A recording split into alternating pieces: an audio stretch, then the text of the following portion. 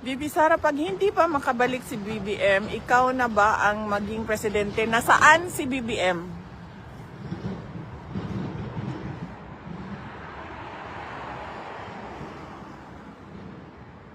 Asa rin si BBM? I don't know.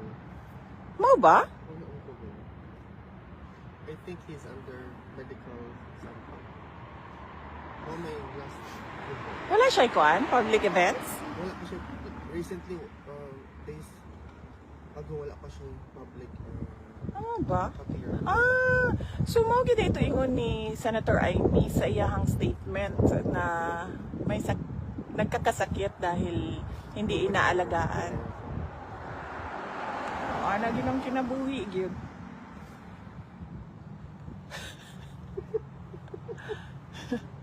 Ana ginang kinabuhi gyud pagka nang walay kanang tinud-anay nga nagtan-aw para sa imuhang kaayuhan.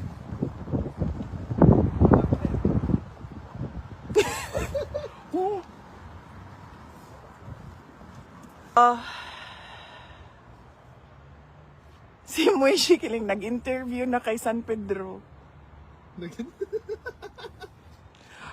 Makatawa man ko aning mga Bisaya, oy. Kay kanang,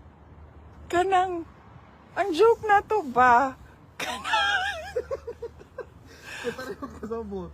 Wala niya sa uban nung kanang offended. Yes, yes.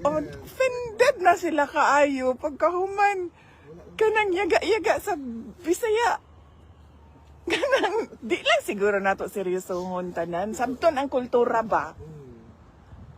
Inclusive mang kahata nga katawhan, sabton ang kultura. Kung ang kultura sa mga Bisaya, yaga, magyaga-yaga, nga daghan kaayo mga pakatawa, di siguro ma-offend dayon ang ubang tao.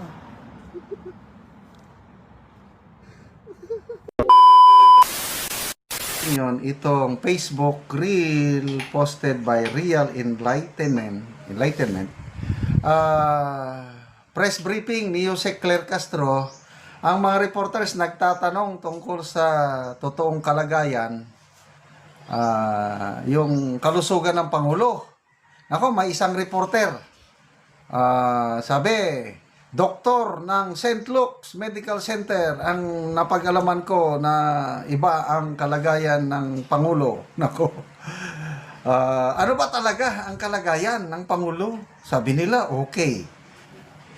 Gumagaling. Hindi naman nagpapakita sa mga public event.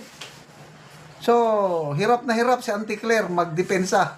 Ano ba talaga ang kalagayan sa kalusugan ng Pangulo? Pakinggan natin ha. Reporters saying the president's acute diverticulitis has deteriorated severely due to drug use. Nagkaroon din umano ng cyst and showed clear sign of perforation, which could lead to a life-threatening complication if not addressed immediately. How true is this, ma'am? Ano source natin yan? May mga survivor lang po, ma'am, may mga nakareceive po sa iba sa amin from a unknown number. Kung unknown number yan, di unknown din ang source niyan. So kung unknown ang source niyan, so malamang gumagawa ng kwento yan. Yan. So huwag natin masyadong paniwalaan ng mga kumakalat sa social media nang walang hindi verified at walang ibang source. Yung kumalat po ay unknown source. Mayroon po akong source, doktor ko ito. Yun. St. Luke's. So, siguro naman po ay credible ito. Though hindi ko siya pwedeng pangalanan for the obvious reason. Pero hindi po ba mas makabubuti kung magbigay na lamang po ng medical bulletin? Sandali, ulitin natin ha. Ang galing ni Auntie Claire, ano? Kanina mo nabalitaan sa unang reporter. Unknown number. Unknown, sir, wala. Wala yan, mahina yan. Ito ang babaeng reporter. Doktor ng St. Luke's nagsabi na malala ang kondisyon ng Pangulo. Anong isasagot ng Auntie Claire? Ulitin natin, ha? Ang mga doktor ng presidente. Ng cyst and showed clear sign of perforation, which could lead to a life-threatening complication if not addressed immediately. How true is this, ma'am? Ano source natin yan? May mga survivor lang po, ma'am, may mga nakareceive po sa iba sa amin from a unknown number. Kung unknown number yan, di unknown din ang source niyan. So kung ano ng source niyan, so malamang gumagawa ng kwento yan. So huwag natin masyadong paniwalaan ng mga kumakalat sa social media nang walang hindi verified at walang ibang source. Yung kumalat po ay unknown source. Mayroon po akong source, doktor po ito sa St. Luke's. Wow! Siguro naman po ay credible ito. Though hindi ko siya pwedeng pangalanan for the obvious reason. Pero hindi po ba mas makabubuti kung magbigay na lamang po ng medical bulletin ang mga doktor ng presidente para malaman po ng taong bayan yung tunay niyang kalagayan, since nag-aalala po ang lahat para sa kanyang kondisyon dahil siya po yung ating ama ng bayan. Kung doktor po yan ng St. Luke, siya po ba ang doktor ng Pangulo? Hindi po tayo maaaring magbigay ng amang opinyon kung hindi naman manggagaling mismo sa doktor ng Pangulo at hindi manggagaling sa Pangulo. Sinabi po ng Pangulo, hindi po life-threatening, nakaramdam po siya ng konting sakit, at yan naman po ay tinutugunan ng kanyang mga doktor. At ngayon po ay nakikita natin sa iba-ibang activities, katulad po ng oath-taking sa harapan po mismo ni General Natates, makikita at naka-attend pa po siya ng EDC. Halos umabot po yata ito ng 2 oras. So, hindi po tayo makakatugon sa mga source na hindi nababanggit kung kanino galing. Yung medical bulletin from the doctors themselves po, hindi pa pwede pa mas makabubuti kung sila na mismo ang magbigay ng medical bulletin. Sa ating pagkakalam po, pagka naglabas ng medical bulletin, dapat si serious illness.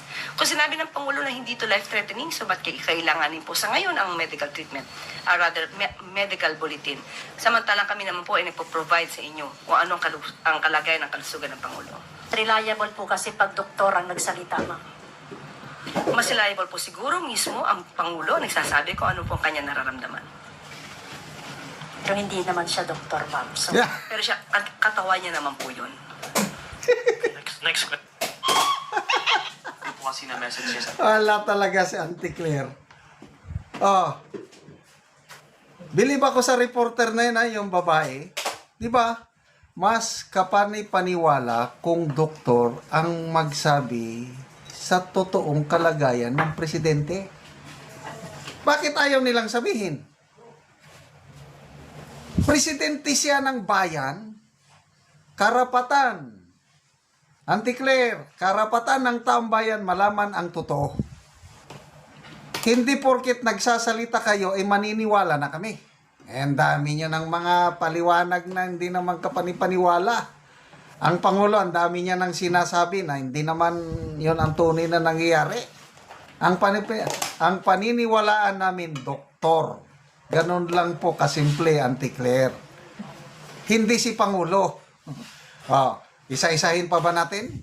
Yung sinasabi ng Pangulo na iba naman nangyari. I-review natin. KOJC na raid. Kailan ba yun? 2024? Ano sabi ng Pangulo? Walang human rights. Dahil ang mga pulis, pumasok doon, walang baril. Ano ang totoo? May baril o wala? Sagutin nyo, Auntie Claire. Ano pa? Nung bago mag-eleksyon, May 12, bago ako bababa sa pwesto, matatapos na ang subway sa 2028. Yan ang kanyang pahayag, ha? Anong sabi ng DOTR Secretary? Anong sabi ng NEDA o DepDep? Hindi matatapos yan. Madidili yan dahil sa kulang-kulang ang funding. Pinaka-earliest na pagtapos ng subway is 2032. Ano pa? Nung kampanyahan, midterm election, si MMDA Chairman Tolentino ang unang dumating sa Tacloban pagkatapos ng Bagyo Yolanda. Ayun ang sinabi niya. Anong totoo? Si Tatay Digong natin ang naunang dumating doon. Ang dami ng pronouncement ang Pangulo na ang sarap pakinggan. Example, bago ako matapos sa aking termino 2028, wala nang magugutom na Pilipino. Wow! Yun ang kanyang pangarap. Totoo ba? Magkakatotoo ba na bago siya bababa sa pwesto, wala nang magugutom na Pilipino? 20 pesos per kilo na bigas. Anong nangyari? Meron na nga. Kailang, saka lang sila magbenta 20 beses per kilo. Hintayin pa nilang magkalindol o kaya magkabagyo. Oh, maniniwala pa ba tayo sa sasabihin ng Pangulo na ayos na siya? Malaman natin tama ang kanyang tunay na kalagayan. Medical bulletin. Magsalitang mga doktor, ganun lang yun. Huwag nyo kaming bilugin ng ulo. We are not born yesterday. Na kung anong sinabi ng Pangulo, yun na yun. No. Kung anong sinabi ng Ticler, yun na yun. No. We need a medical bulletin from the doctors themselves. As simple as that.